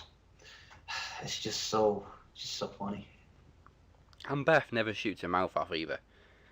Yeah, and Beth, yeah, never really shoots her mouth off, and she's just like so quiet. It's like, you know what? I'm just gonna sit over here and take care of my two girls. Yeah. While Rebby's just like, oh, let me incorporate King Maxwell. And then complain about it. Yes, and then we're probably gonna see Wolfgang on TV too soon. Yeah, and we've seen shots of Jeff's broken wardrobe. It's coming, man. Getting ready for a comeback. Hey, if Jeff Hardy wants to get that Hell in a Cell match that he wants, and he said he would love to face Bray Wyatt in it because he's never been to Hell in a Cell, there you go. It's crazy that the Hardys have never been in Hell in a Cell. It is. That really blows my mind because they've done so many crazy matches. I mean, we've seen Jeff in the Chamber. Yes, we have seen Jeff in the Chamber, but no, not in the Hell in a Cell. I think they'd be great in the Cell, especially Jeff. Absolutely, man. I still remember when they didn't have him do the Swanton off the Six Sides of Steel, and he fought James Storm, and he did he was like hanging, like he's on the monkey bars and shit, and then he just friggin' jumps and splashes him through the table. I'm like, that was a cool spot. I mean, instead of just doing Swanton and killing yourself off the top of the Six Sides of Steel, that's still a cool spot. Jeff did so many suicidal spots in Impact, it's crazy. Like the Swanton off the top of the Bound for Glory set, over the stage, through a bit on the table, that was insane. Yeah, the Swanton to Lashley on the friggin' steps where he like friggin' bounced. Ouch. But yeah, man, Jeff was in the nuts in the Impact run, too. Not the second run when he was the Antichrist, which I actually I still, you know what, I've always kind of liked that, but it's not my Jeff Hardy because, you know, everybody wanted to see Jeff Hardy heel, bro, and then, you know, hey, it still didn't work because WWE tried to do it in 2003. Jeff Hardy will always be the ultimate babyface. Yeah, but the Antichrist was very, very cool. It was very cool. I really did like that. I thought it was a nice little element to the character because I still was out those house shows. I don't know how you guys had it with the house shows when he was the Antichrist, but was he always getting cheered or were there still a lot of boos there? He was always very much cheered and oh, actually, no, he never came over, did he? Because he was still under probation. Oh, yeah, that's right. I'm sorry. Yeah, so it's so funny because you have, I think if you look at that time period, you have Matt Morgan, who was the babyface and the monster, the Blueprint as he was known, the monster babyface, the monster big guy that hardly ever won a match against Jeff Hardy, who they're trying to make a heel, but they still want to cheer. So it was very hard dichotomy for Matt Morgan. Yeah. But yeah, I think the majority of UK fans were really, really behind the Antichrist gimmick. Still, the Lake of Rejuvenation, man, the lake of reincarnation, if you will. Friggin' Jeff comes out as the Antichrist. He's like, no, get back in. But yeah, the end of the Antichrist gimmick was obviously Jeff's big downfall. Let's not mention Victory Road. Oh, please no. And then the friggin' guy yells out bullshit, and Sting goes, I agree. Yeah. And to this day, I don't think Sting meant I agree with Jeff's bullshit. I think he meant I agree with the fact that they still decided to send him out. Well, that was they shouldn't have. But No. apparently Bruce Pritchard, if you listen to Something to Wrestle With, you know, Jeff said he was fine and all this, and so we put him out there. We wouldn't have put him out there if we didn't think he was fine. I'm like, did you not see him stumbling and bumbling down the ring? How would you believe he's fine? You found him in the bathroom unconscious. Just I don't understand what their thinking is. Did they not want to give out refunds? I don't fucking know. I mean, they had another option that night. Mr. Anderson won the number one contendership. They could have just gone with Anderson versus Sting. Anderson in there, yeah, and it's just like, what the fuck? Bad. Now you know why Scott Steiner complained and was friggin' suing them because he put him out there with a drunk Jeff Hardy on a house show. Yeah. But luckily Jeff's clean. Exactly, which is a good thing. And so AJ Styles and Jinder Mahal Clash of Champions. Yep. They did a little package of it, which was cool on SmackDown. Are you looking forward to Clash of Champions coming up, or are you just kind of about it? Yeah, the thing with SmackDown pay-per-views is they never really live up to the hype. I'm sure we'll have some okay matches, but mostly it won't be that great. Yeah, and the Singh brothers look to be on their way out. Yeah, I think they're gone now. And I enjoyed the Singh brothers, man. They were so good at taking ass whoopings. Never really got a chance to be the Bollywood boys. Exactly, and I said they were good, but the ass whoopings that they took, my God. Oh, they deserve to be in the Hall of Fame just for taking some of those bumps. Thank God they didn't go to Suplex City. Oh, man.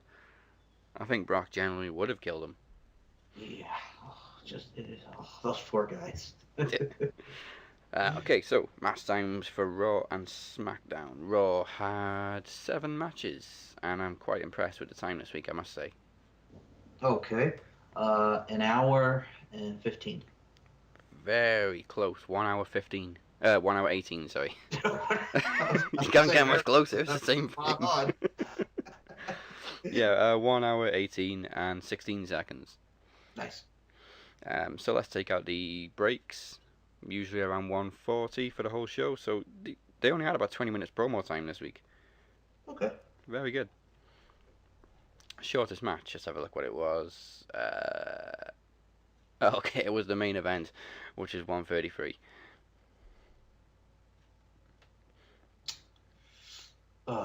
What was the main event? The Bar and the Shield. Wait a minute. How long was the match, though? 1 minute 33 according to this. What? Oh no, wait. Oh, it was restarted, wasn't it? So originally it was 17, and then they restarted it, and it was a minute 33. Yeah, so, you're right. so actually, the shortest match was Asuka and Alicia Fox, of course. Well, of course. Did you like the fact that she got offense in Alicia Fox, or were you amped with that? Yeah, I think if it was too much of what happened to Dana Brooke, people would get bored of it really quickly. Poor Dana Brooke. That was a hell of a counter, though. Hey, but she's coming to Titus Worldwide, maybe, man. Well, he elevated Akira a little bit, but now Akira's back on 205, so that just failed. Ah. Ooh, ah. Got you all in check. Now on to SmackDown, which had 5 matches.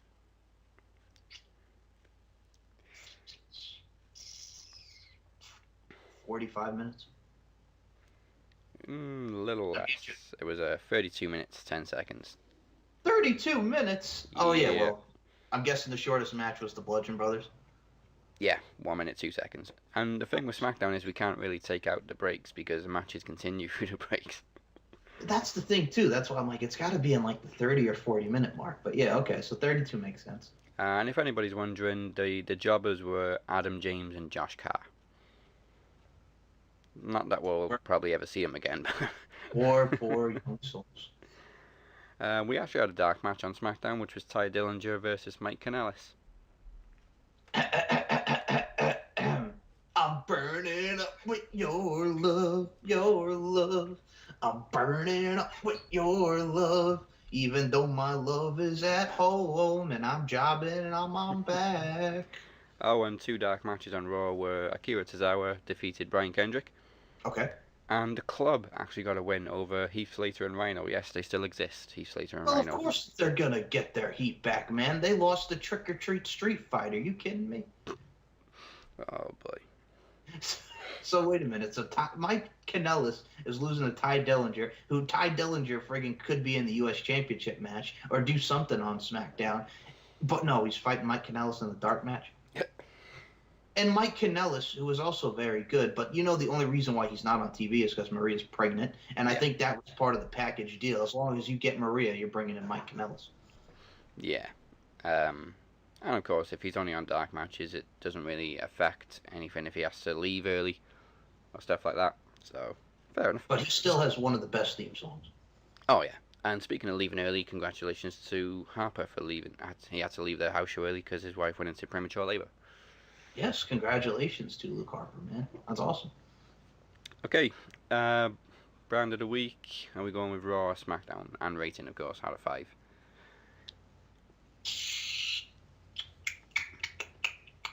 I'm gonna give it to Raw, and it's a 4 out of 5. And do you know why I made it a 4 out of 5? Is it because of Jason Jordan?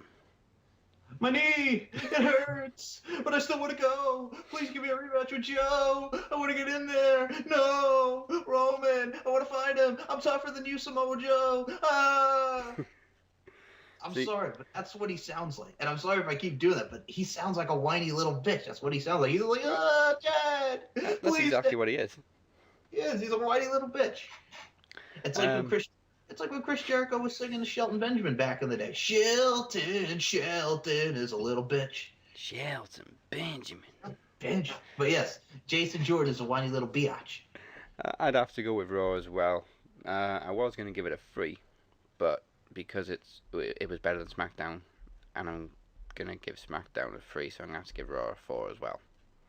Okay, I like that, man. So we're on the same wavelength. We're on the same. Yeah. Okay, we'll do Impact in 60 seconds in just a moment, but first of all, here's a quick reminder that the next time we bring you a championship special is January 27th as we present Podcast Promo Rumble 3. We'll be predicting NXT TakeOver Philly and, of course, the Royal Rumble itself on the road to WrestleMania, and we begin the road to Promomania 3. Mike will be defending the championship once again, as well as marking 1 year as champ. And we'll find out who gets the only shot against the champion at Promomania and who will compete for the very first Iron Bank contract. And also make sure you check out Feel by Scarlet Riot, that's from the EP Sentience, but you can check out their brand new album Regenerate right now on iTunes and Spotify, and we will be announcing the second theme song next week. For more information, go to maxwrestling.wix.com/maxwrestling/promorumble3. And now let's hit the graphics for Impact. Impact in 3, 2, 1.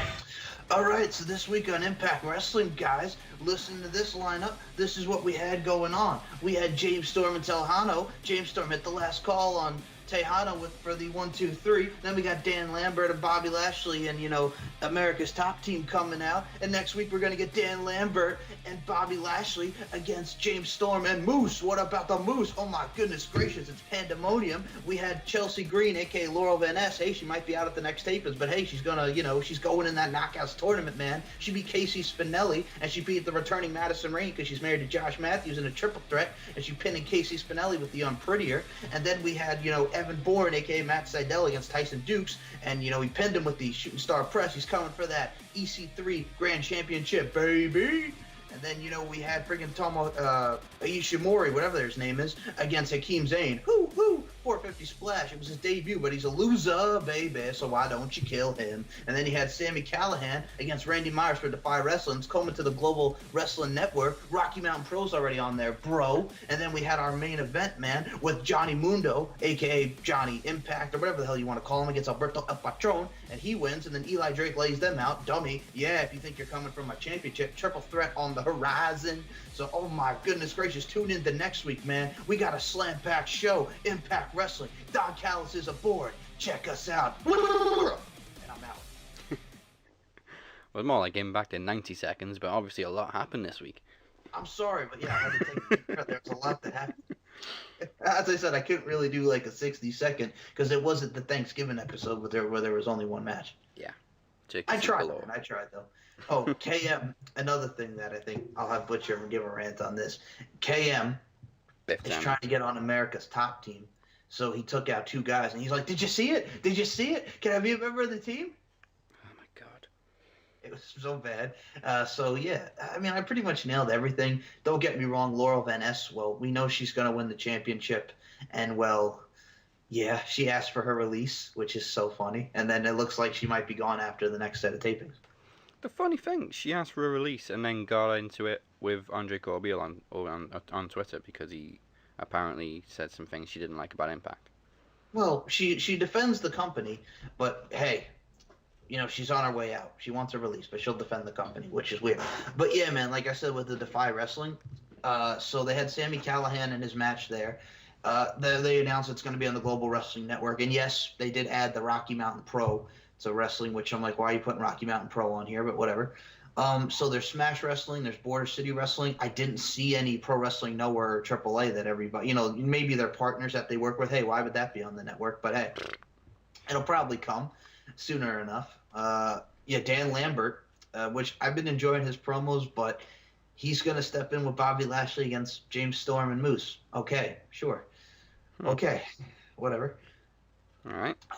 Everything else was fine, but yeah, Akeem Zane, who cares? And it was his debut, so he lost, of course, to Ishimori. I gotta say, dude, it was solid wrestling, but it's same old Impact. As we move on with the show, it kind of goes. And Defiant this week signed Austin Aries. Who did? Defiant. Used to be WCPW. Oh, WCPW. I thought you were saying the Defy Wrestling that I mentioned. No, oh yeah, Defiant Wrestling. Okay, I got you, man. I got you. That's cool. Is that the one that Wade Barrett is behind? Yeah. Okay, all right. That's gonna be cool. Austin Aries doing his thing over there. Yeah, I'm And just glad to see he didn't go back to Impact.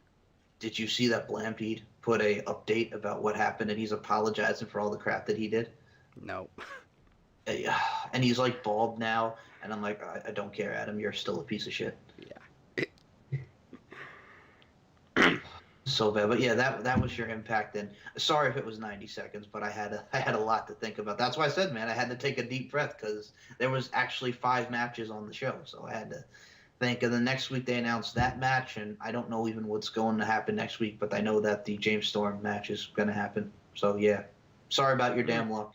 He's leaving the company, but we still see him on TV. Of course, because pre-tapings. Pre-tapings. Oh, what do you think about Don Callis coming in? I think, as Butcher said, he needs to get a reality check. Well, for what they're saying, there's going to be more releases, obviously, and it looks like we're going to get some more Canadian talent in there, but let's see what happens. I mean, Don Callis is smart, but then there's some people are saying... God, I'm sorry. Well, so is Scott D'Amore, but he hasn't really managed to save Impact. The thing is, too, absolutely, man. I think they're supposed to be on Talk Is Jericho to talk about this whole thing. And everybody's like, oh, well, Don Callis, Chris Jericho, they're friends in the New Japan thing. Maybe Chris Jericho will wrestle in Impact. And I'm like, no. Chris Jericho's not going to Impact. I remember back in 2005 or 2006, whatever year that was, where he freaking trolled them and on his website, and it has Jericho doing his pose and TNA in the background. And it was just because Enemy was featured on one of their pay-per-views. Yeah, I remember that, wasn't it? Bound for Glory. And I'm like, you dummies, he's not going to go there. As Butcher once said, no, he's not, because he's got a brain. Yeah. Ugh. That was, again, Impact. And was that really 90 seconds? I don't even know how I was going, because I was just I think flying it was off the rails. bang on 90 seconds. Dude, I was going off the rails because I'm like, oh shit, I got to remember what the hell happened this week. Or this past week, because we have the new episode airing tonight, which is the James Storm, and as we're recording this, it's the James Storm and Dan Lambert match, and I don't even know what the hell's going on. You know what? Just for fun, I'm going to see what the hell is even on Impact tonight, because it's so bad. It's so bad when you don't care anymore, and it's like, okay, sure, just give me what it is. Just give it to me. Give it to me, baby. I feel like Rick James, bitch. Oh, God, what the hell is on this show tonight? Okay, oh boy, hold on. OVE airing of grievances, and we got Sami Callihan here. I guess they're going to be talking about LAX, whatever. The Sienna, Rosemary, Alley triple threat. Whoever wins that faces Laurel Van Ness. EC3 and Matt Sydal for the Grand Championship. Which means we all know, spoiler alert, Matt Sydal's winning, because I think EC3 is coming back to the WWE. And yeah, that's about it, man. Oh, friggin', and I don't mean to disrespect Andre Corville. So they do the whole, he says that Ethan Page is the hottest free agent there, the Canadian guy. And do you know what his new gimmick is in Impact Wrestling? Go ahead. He is Chandler Park, the cousin of Joseph Park. Oh, yeah, you said, oh, man. Why? Did you see my post? Yeah, I saw it. And okay. I remember now. I just thought, why? So they're doing this Park attorney at law, and you can actually call the number anytime, and they list the number. But I'm thinking, like, what wrestler's phone number is that? But yeah, he's Chandler Park, the cousin of Joseph Park, and they're behind Park, Park, and Park. Oh, for the love of God, make it stop. Just make it stop. Yeah. And then Chris Jericho promoted that on Killing the Town. Cyrus talked about dropping the bomb on Impact Wrestling with Lance Storm. Yay.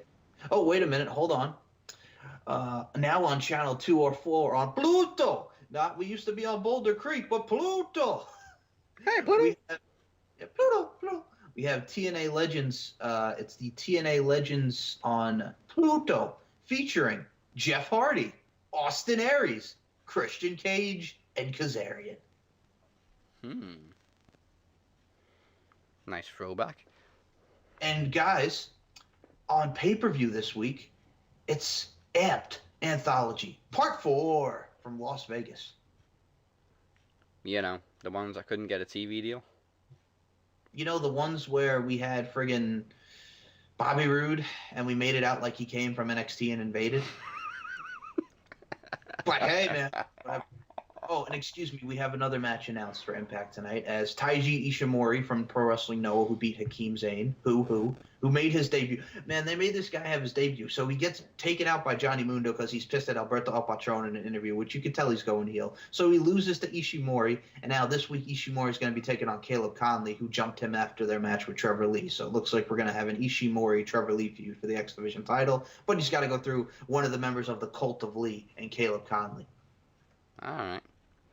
Which I'm okay with that because they're actually very good, and the Hardy Boys train them. So, but yeah, the Cult of Lee, it's them, Trevor Lee, and Andrew Everett, who could have done something in the X Division, and it looks like he was breaking away, but they said, hey, fuck it, you know what? I don't know what to do with him. Let's turn him heel and put him back with Trevor Lee. Yeah, I do like Trevor Lee and Andrew Everett. But yeah, that's the Impact preview for tonight. Which, by the time this episode airs, it will have aired. But that's the beauty of Impact pre-tapings. That is true. I gotta ask, do you even, as you know, I talk and go on about Impact and all this. And like I say, I want to see companies do well because of the thrive of competition. Yeah. But do you currently watch Impact, or do you just go by what I tell you? No, I haven't watched Impact for months. And I wanted to do well and get back on good terms, but I just don't see it happening. Daz, I'm curious now. What was the last episode that you watched of Impact Wrestling? Oh, full episode? Mm-hmm. Oh my god, I don't even know. Oh, wow. It's that long, huh? Yeah. I mean, I've seen, bits with Alberto and GFW and stuff, but I think the last full episode I watched, it wasn't even an episode. I think the last full show I watched was Slammiversary. I got to say, JB, friggin' doing the splash through the thumbtacks on his hand. Oh, my God. You got to admit, that guy works his butt off. Yeah. And he needs to be in their Hall of Fame. If you really want to put somebody in their Hall of Fame, Jeff Jarrett was in and all these wrestlers. Frickin' Earl Hebner is in the Impact Wrestling Hall of Fame. Put in Jeremy Borash. Yeah, JB's a legend. JB is a legend. I think, lastly, for my final thing, I think just out of fun, you want to see what they added to this friggin' Global Wrestling Network? Yeah. Okay, hold on. Since the friggin' Wi-Fi is a pain on the phone, I'll just do it the old-fashioned way on the computer. So, from what I'm looking at here, we got, Rocky Mountain Pros. We got some more old Impact footage, which we're going to get from 2004. What else do we got? We got some Pro Wrestling Superstars that they added, the latest episodes of Impact, and I see explosion matches, just a lot of stuff here. Oh, the latest Impact Wrestling from November 23rd.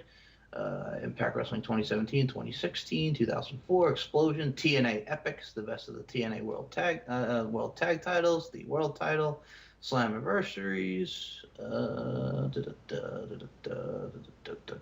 coming soon. Let's see what's coming soon. Some of the most popular compilations in Impact history: the best of AJ Styles, parts 1 and 2, the best of the X Division, and the best of Christian Cage. All 5 October 2004 episodes of Impact featuring stars like Jeff Hardy, Monty Brown, and Abyss in a number 1 contendership match, and the high wire action of the X Division, including a massive 6-man gauntlet match. All 4 November 2004 episodes of Impact featuring the fallout from Victory Road and the Impact debuts of Macho Man Randy Savage and DDP, and a fantasy dream match between AJ Styles and Scott Hall. Asylum Years featuring stars like AJ Styles, Raven, Jeff Jarrett, and CM Punk. Coming soon, the biggest stars of Wrestling's from the Chase from St. Louis, featuring Ric Flair, Harley Race, Cowboy Bob Orton, Dick the Bruiser, Bruiser Brody, Gene Knitsky, Lou Thez, Dory Funk Jr., and Ted DiBiase. And last but not least, are you ready for this, Daz? Yeah. Stay tuned for more content from independent promotions around the world, including 2 seasons of Rocky Mountain Pro's flagship program, Charged, out of Colorado, bro. Hard-hitting action from Wisconsin-based Freedom Pro Wrestling, North Carolina's annual WrestleCade, which that's pretty cool, plus Toronto, Canada's Super Kicked. Oh boy. Oh boy, oh boy, oh boy. You know what the funny part about that is? What? Rocky Mountain Pro follows me on Twitter. Well, Rocky Mountain surely sounds better than Boulder Creek TV, son. That is true, but as I said, that's the promotion that Russo writes, so. Oh. Ah, well. Yeah. Well, there we go. Thank you for listening. Don't forget, you can find us on YouTube, Podomatic, iTunes, and Stitcher. And of course on Facebook at Max Wrestling UK. For new episodes in advance and other news and good wrestling banter, you can join our interactive group at facebook.com/groups/Max Wrestling Interactive. And you can also find me at Dazzy MWP. When he's here, you can find the Butcher at 69Butcher. And Mike, where can people find you? I'm gonna clear my throat because I really did go full hyper into the Impact thing. Hold on. You went down west. I really did go down west. Oh my god. But I can't help myself. I'm sorry. So the Twitter's at SMShow1 or at MCL92, and the SoundCloud is MC Larkin92. This week was a big week. I had an interview up with Impact Wrestling superstar Congo Kong. We talked about his role with Impact Wrestling, with GFW Wrestling, his near 20-year in the business coming up. We talked about, working with Laurel Van Ness, Kevin Matthews, KM, Ali, and a lot of people. Braxton Sutter he was involved with. Mahabali Shira, the match that he was supposed to have with Tyrus, which didn't happen because Tyrus said, "Fuck this shit, I'm out." No and he did. Yes, he did give a spoiler, guys, about the next set of tapings. It looks like, I'll give a spoiler here, that Congo Kong is actually going to be in a feud with Abyss.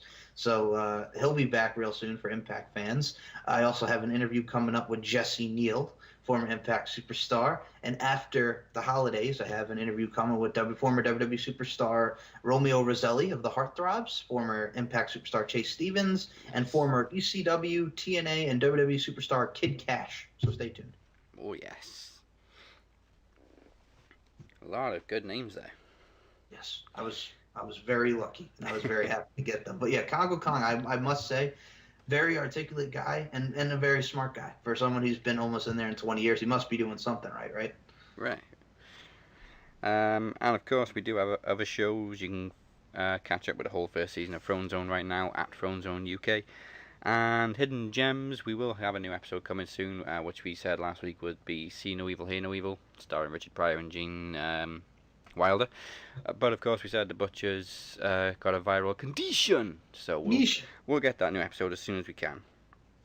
Now, next week, we turn to the dark side for our annual Star Wars themed special to celebrate the release of The Last Jedi. We'll also be predicting Clash of Champions and much, much more, whatever else goes on in the world of the WWE and beyond. And that is the bottom line. If you're not down with that, we got 2 words for you. Melikalikimaka.